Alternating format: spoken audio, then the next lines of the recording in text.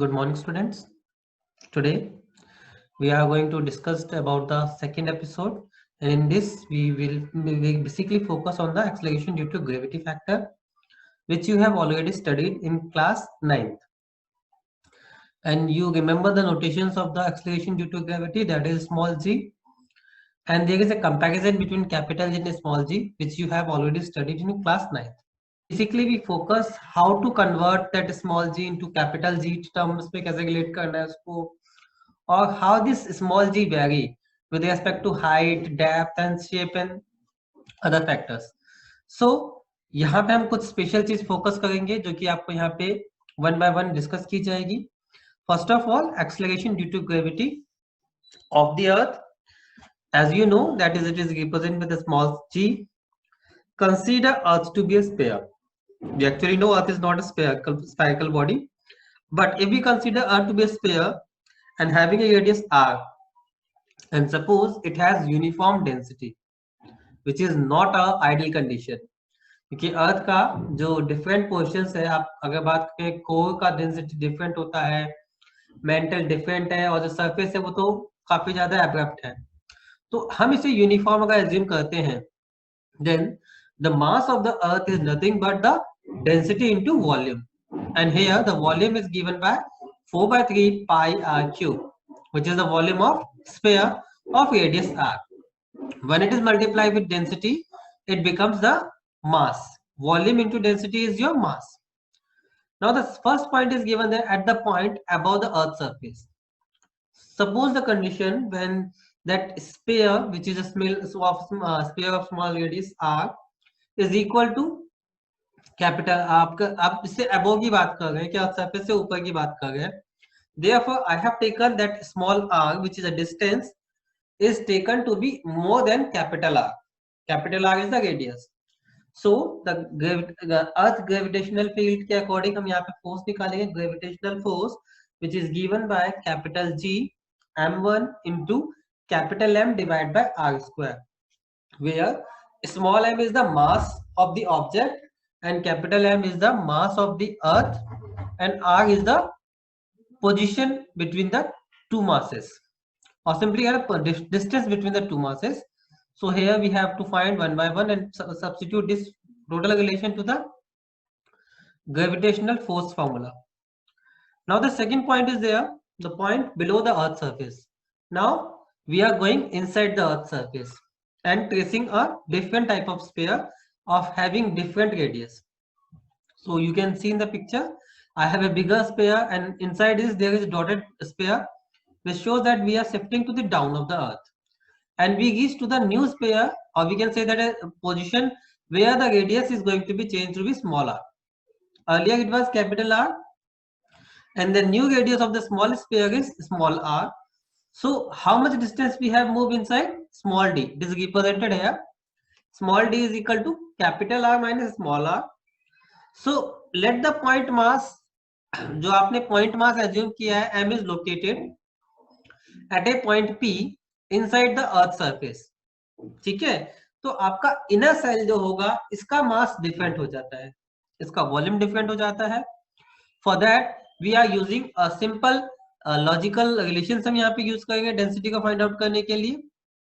So moving to the next point, look at this.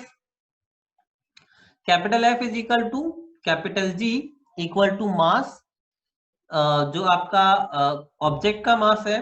दूसरा जो आपको एम आर दिखाया गया, that is the mass of the earth at a radius small are.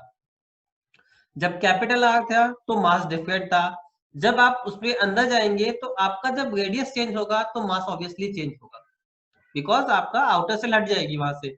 Outer cell को consider नहीं करेंगे हम, इनर सेल को कंसिडर करेंगे, और इनर सेल का मास रिड्यूस हो चुका है मास. तो यहाँ पे हमने इसको mass at the radius small R यहाँ पे रिप्रेजेंट किया है, डिवाइड बाय स्मॉल आर का स्क्वायर. बट जो एम आर है which is nothing but volume of the sphere into density, क्योंकि हमने यूनिफॉर्म डेंसिटी अज्यूम की थी, therefore we will take the same density as rho, and substituting these all values we have small mr जो है आपका is equal to capital M times of small r cube divided by capital R cube. ये relation आपको थोड़ा सा help करेगी to find out the mass of the sphere at a particular radius. अगर आपको निकालना है तो ये आपकी रिलेशन थोड़ी सी हेल्प करेगी. If you know about the original mass and original radius, तो आप यहाँ से किसी भी पर्टिकुलर रेडियस पे मास की वैल्यू को फाइंड आउट कर सकते हैं. Using this relation in the force formula of the gravitational force, जो आपने फॉर्मूला देखा था वहां पे सब्स्टिट्यूट करते हैं. We will get the formula capital G m small r capital M small m divided by r square into small r. Now there are situations. One of them is there. Third situation देखिए अब जगह हम दो situation पढ़ चुके हैं. When the object is above the earth surface, when the object is below the earth surface, and now the condition is there when the object is on the surface of the earth. On the surface का मतलब क्या हो गया आपके लिए? Radius जो है small r जो है that is must be equal to capital R, which is the radius of the earth. For that case, you substitute all the values and you got the simple formula, which is capital G is equal to capital F is equal to capital G capital M small m divided by r square. Now there is a simple criteria which we are going to use. As we know that gravitational force is nothing but equal to the weight. Gravitational force जो होती है वो actually क्या होता है? weight जो कि downward act करता है फॉर ए बॉडी. एक ऑब्जेक्ट है जो कि डाउनवर्ड मूव कर रहा है तो उसका कुछ वेट होता है जो कि obviously toward the centre of the earth act करता है. तो उसको हमने यहाँ पर रिप्रेजेंट करने के लिए F is equal to m into g, where m is the mass of object and in place of acceleration we have used acceleration due to gravity because it's a gravitational effect. तो हम जो normal formula पढ़ते थे force is equal to mass into acceleration, उसको replace करके force is equal to mass into gravitation acceleration due to gravity हम term use करेंगे. And again this force is equal to gravitational force, therefore we equate this to relations.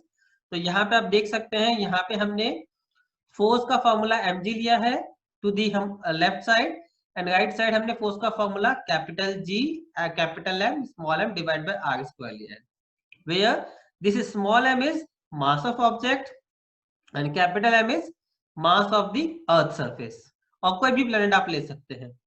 From this figure we cancel this small m because ये क्या था? Object का मास था दोनों side में, तो ये कैंसिल हो जाएगा. You got a simple relation between capital G and small g.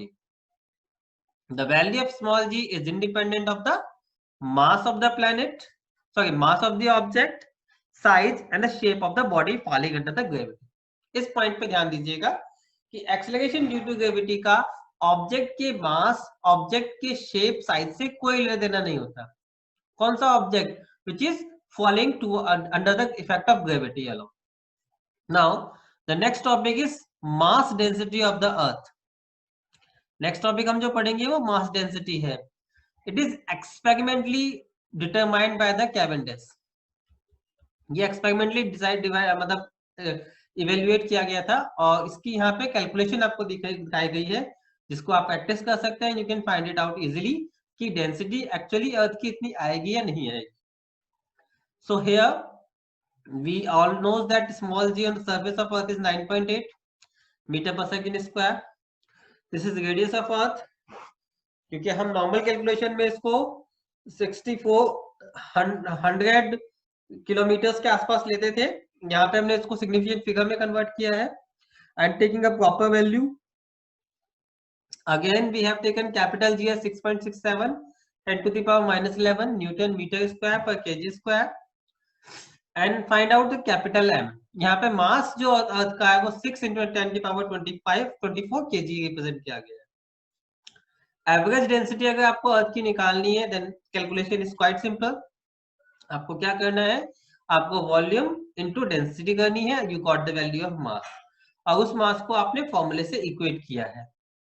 Substituting all the values of the factors shown here, you can calculate and find the value of density, which is coming to be 5500 kg per meter cube.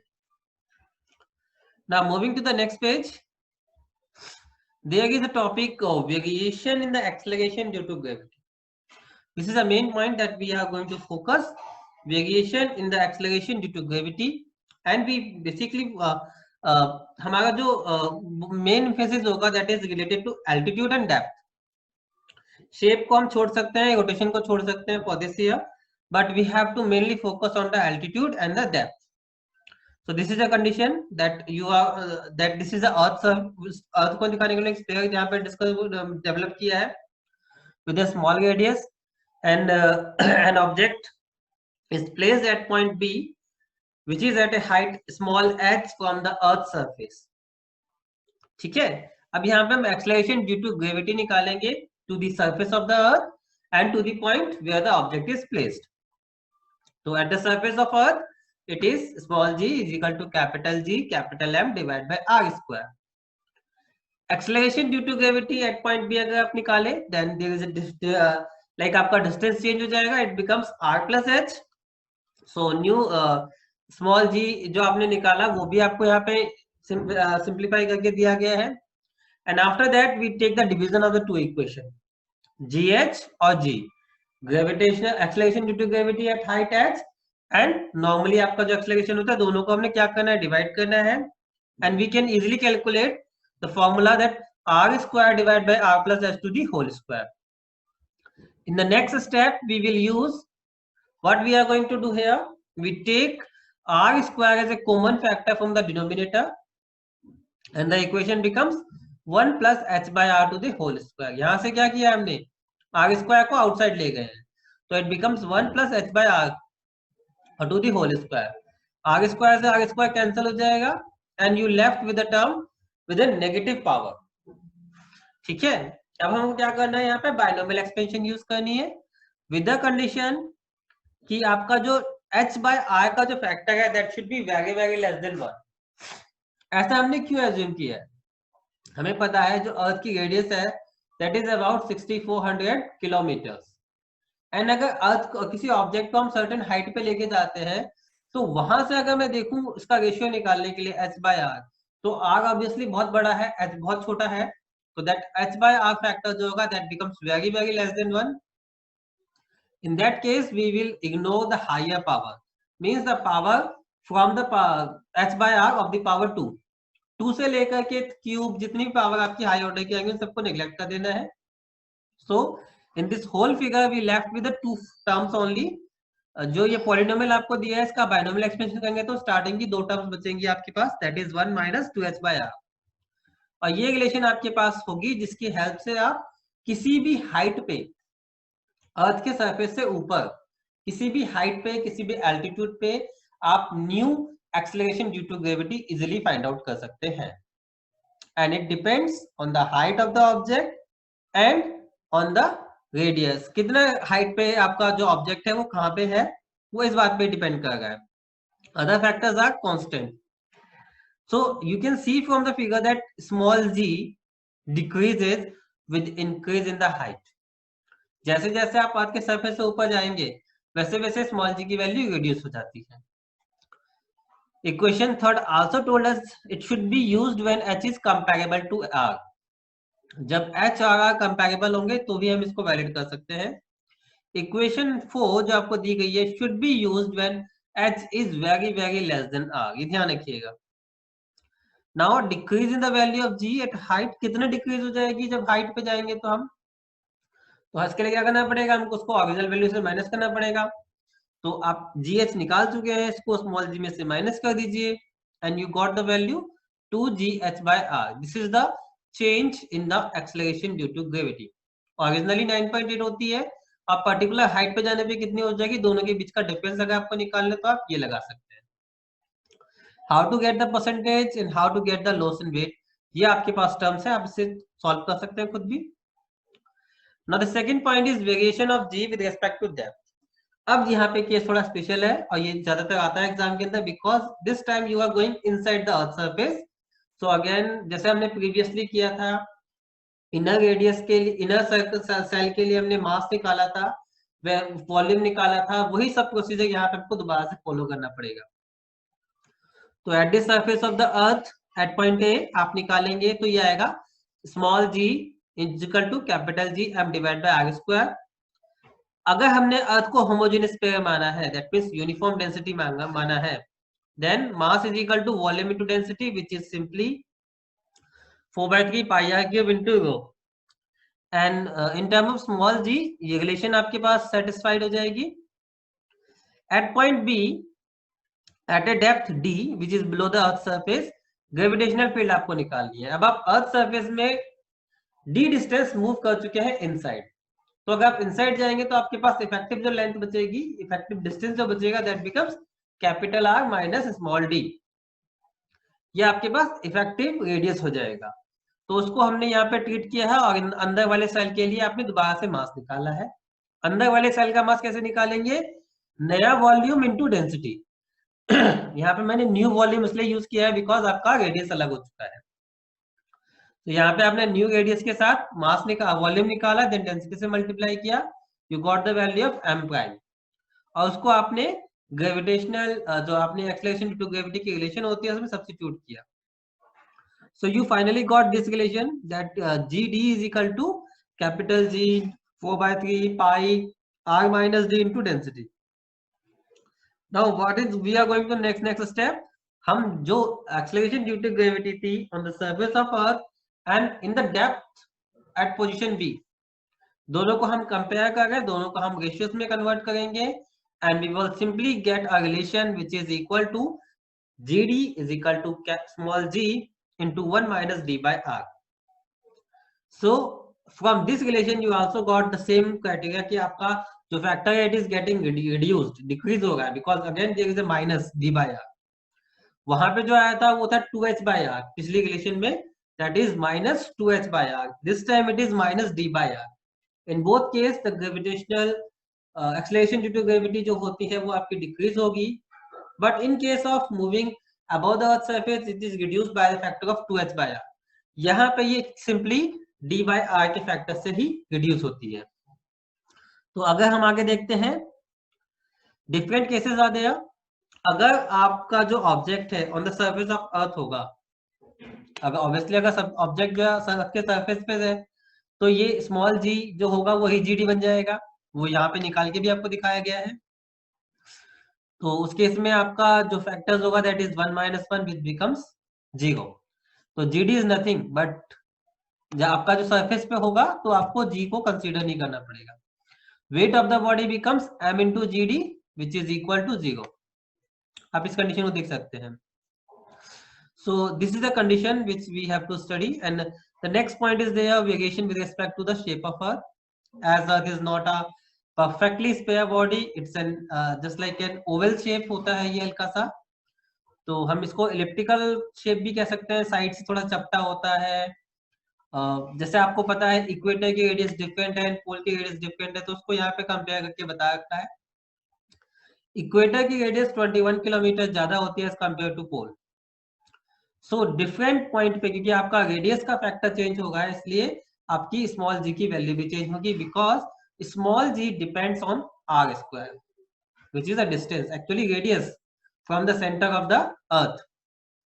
क्योंकि ये perfectly square नहीं है, different जगह पे different radius है, तो इसीलिए radius के स्क्वायर पर डिपेंड कर रहा है, और उसके अकॉर्डिंग जिस जगह आपकी रेडियस ज्यादा होती है वहां पे आपका स्मॉल जी कम होता है। दैट मींस ऑन इक्वेटर, अगर हम इक्वेटर की बात करें तो वहां पे आपका जो स्मॉल जी होगा वो लेस देन होगा, और पोल पे आपका स्मॉल जी ग्रेटर होता है। कितना ग्रेटर होता है that calculation all is shown here, करीब 0.5% का फैक्टर से डिफरेंस आता है।